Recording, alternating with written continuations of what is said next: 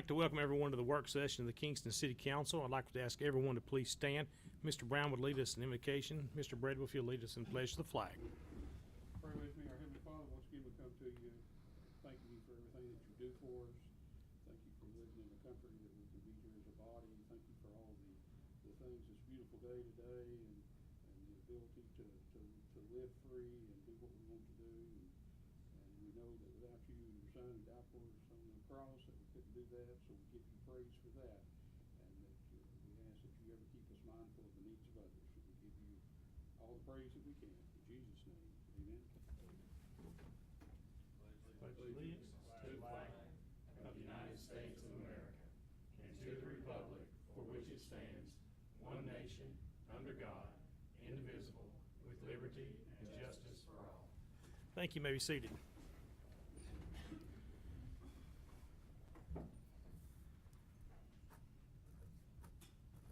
Do we have any citizens that wish to address the City Council tonight in the work session? If you would, please come up and state your name. Dave, could you pull that out to the middle?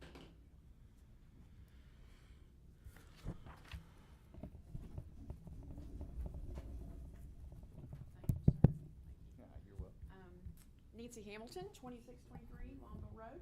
Tonight I'm here as a school board member. I was asked by a couple of our constituents in our district to come just give the City Council an update what's happening in our schools. So I'm happy to do that. I guess I should have been doing that all along, but I guess it just goes to show that you can teach an old dog new tricks. So I just want to kind of give you an update of what's happening in our school system, in our Kingston schools as we wind down a great school year. Kingston Elementary this Friday night is going to be having their first ever color run for our kids and community. It's not just for our students and teachers, but also for our community. This Friday night, if you're interested, check out their Facebook page. Cherokee Middle School, the last 3 days of school, May 17th, 18th, and 19th, is awards day for 6th, 7th, and 8th grade. So you guys are invited to come. Next week, Thursday night, May the 11th, our senior class will have their baccalaureate services at the Grove, Highway 70. And then, of course, the following night, on Friday night at the football field, graduation.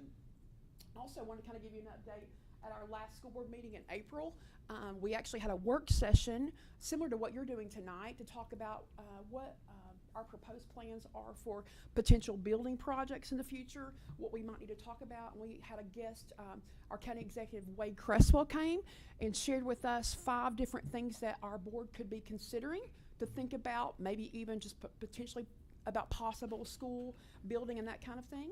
So that was the initial meeting, and my assumption is probably we will have some anticipated more meetings about that.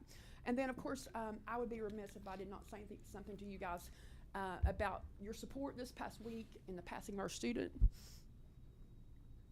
Blazer. It's times like these that our community is very proud to be a part of this town. I'm sorry to get emotional, but anyway, you all have done a great job leading us, and I just want to say from our school board, thanks for what you do, and please call me anytime if I can serve you. So, Mr. Mellon. thank you. While you're here, as they know, we just recently received the first maybe ever payment from the school system to help offset the cost of maintaining some of our athletic fields, and I have no doubt that you were instrumental in making that happen. So on behalf of Parks and Rec, I just want to thank you for that. So Thank you for what you do. We appreciate you. Thank you. Anyone else here to address the council tonight? Okay, we're running the business then. All right, looks like the first one's discussion of a request of dedicated parking along East Cumberland Street, Mr. Caldwell. Now, at your seats tonight, you'll see the drawing, and we can ask Mr. Caldwell questions, but Mr. Bowling, is there anything you want to go ahead and kind of give everybody what we're thinking? well, I don't want to steal Mr. Caldwell's thunder.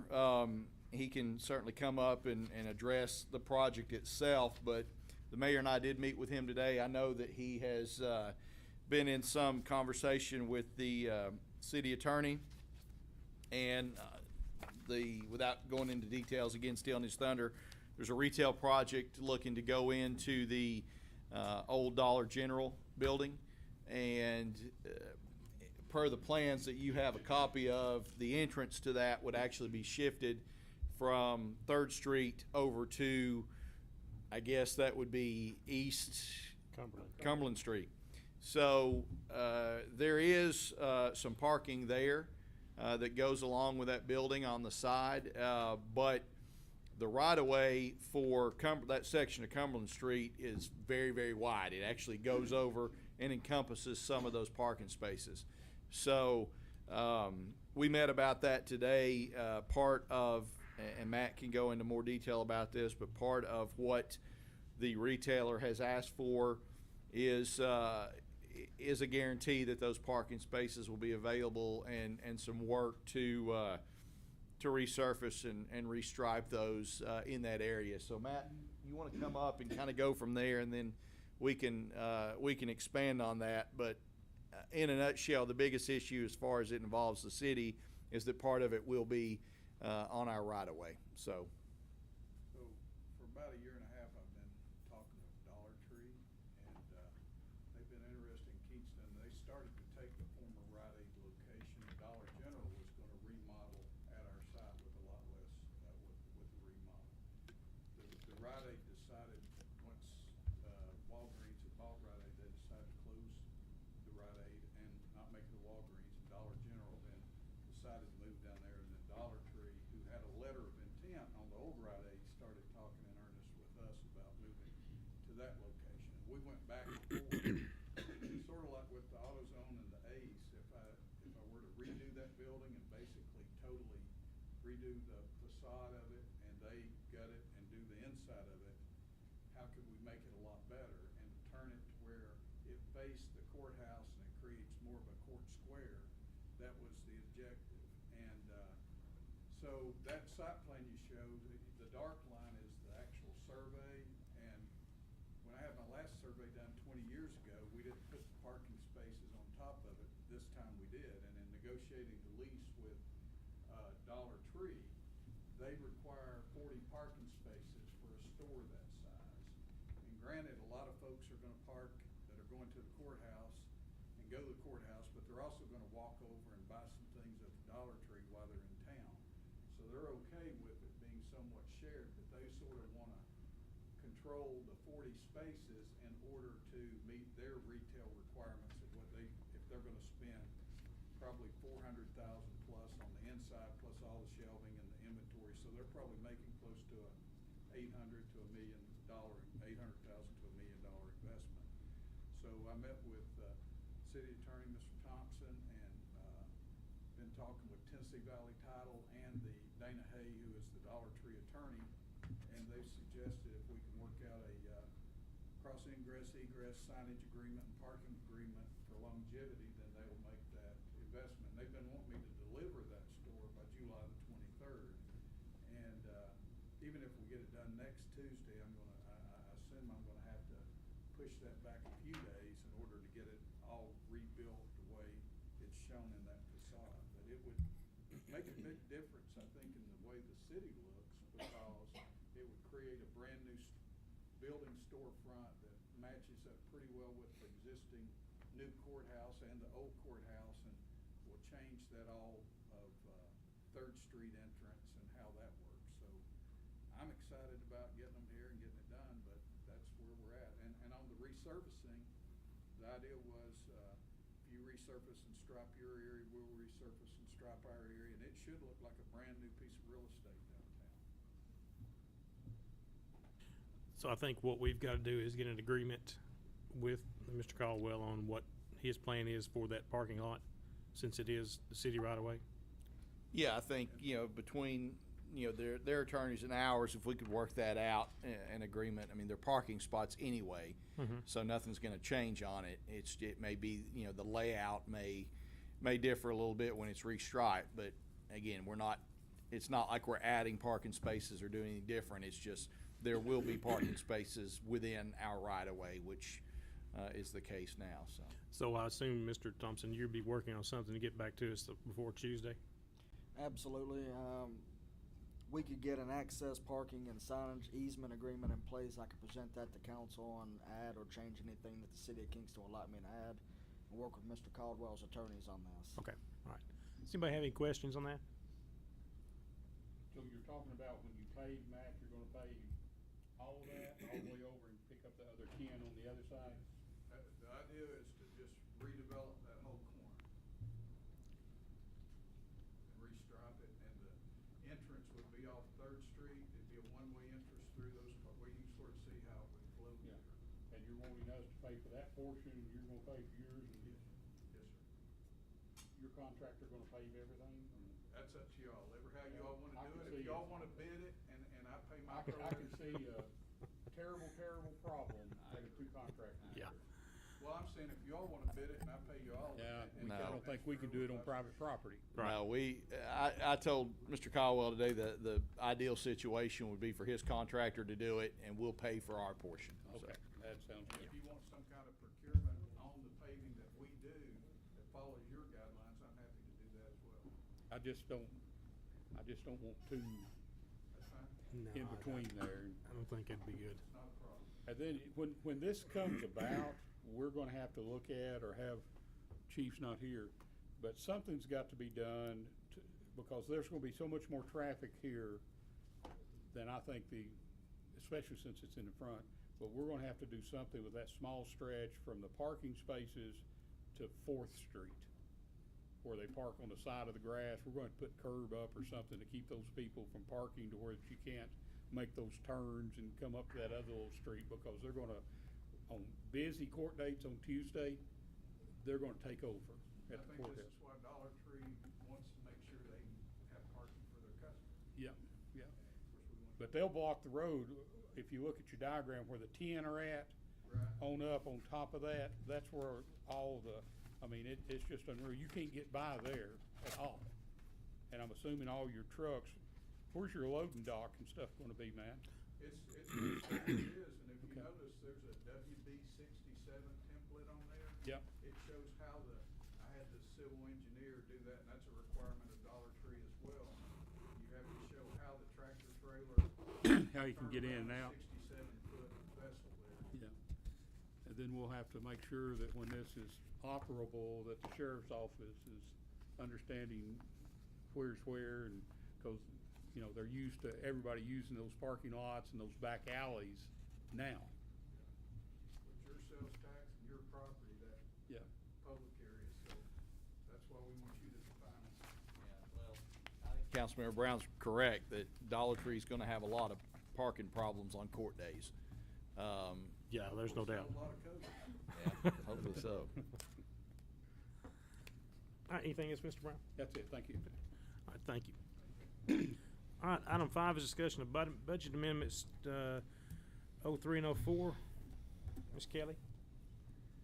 I explained pretty thorough in my memo. I can go over it line by line, but basically this is a house cleaning project to clean up line items that David and I, David doesn't have the authority to move those funds. The electricity bills have been higher, so state street aid needed more money to be able to cover those expenses for the rest of the year. And the rest of it's just, line items that had gone over a little bit, and we're just cleaning those up with some extra property tax money we collected this year. As far as the water budget amendment, that one is where we're paying CDP for their project management for the TDEC money that we have been notified that we're going to be getting soon. We just don't know when. Okay.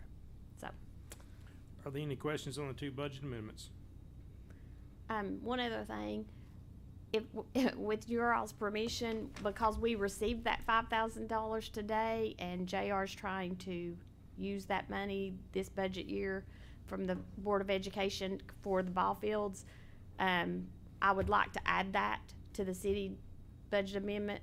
I didn't know when I made this one up, and I'd like to add that $5,000 so that Yeah, I don't think there's an issue with that. they can get that spent. Okay. Okay. All right. Yes, we'll add those 2.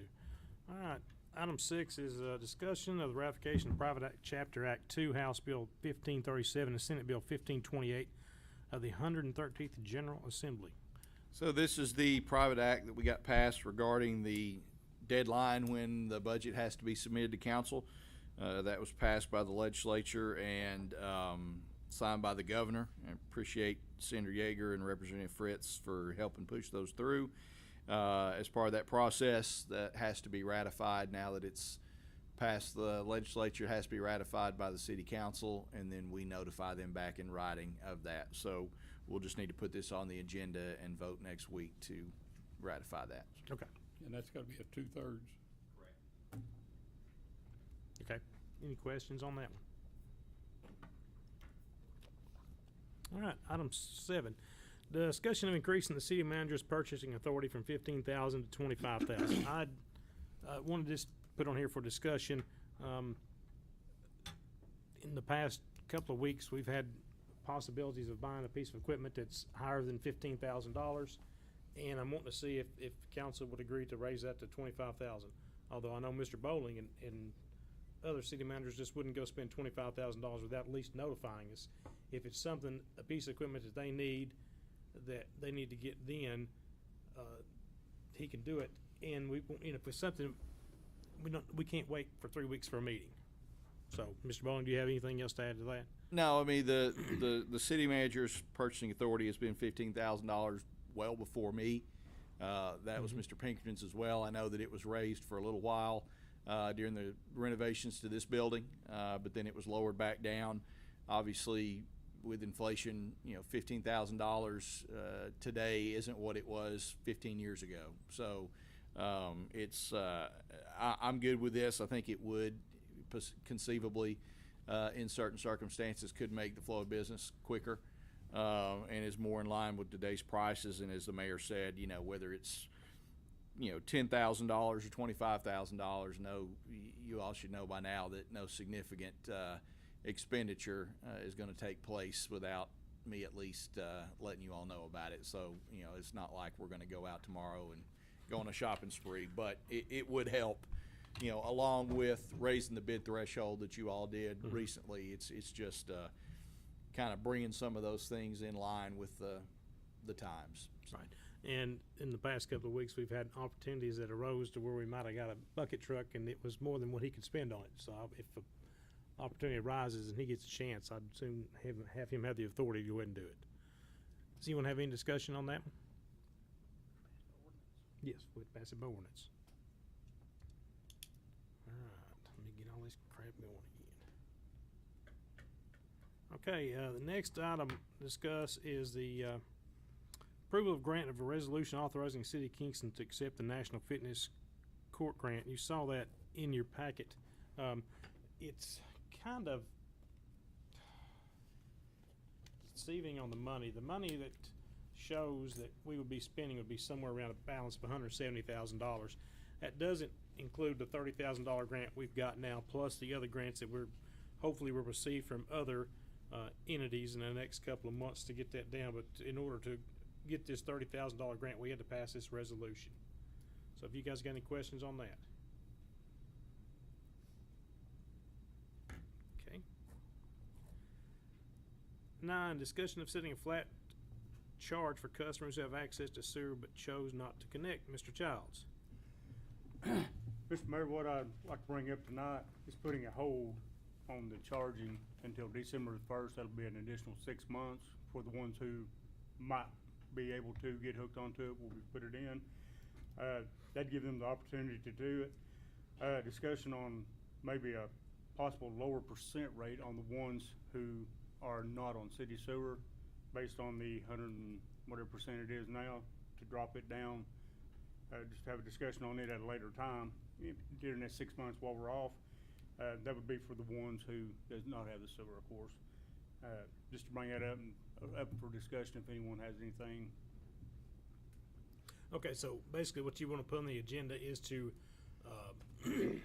stop charging what we started charging until last December month 1st, which until will be 6 months. give us 6 months to figure out exactly how we want to do it to be Yes. fair for everyone. Yes. Okay.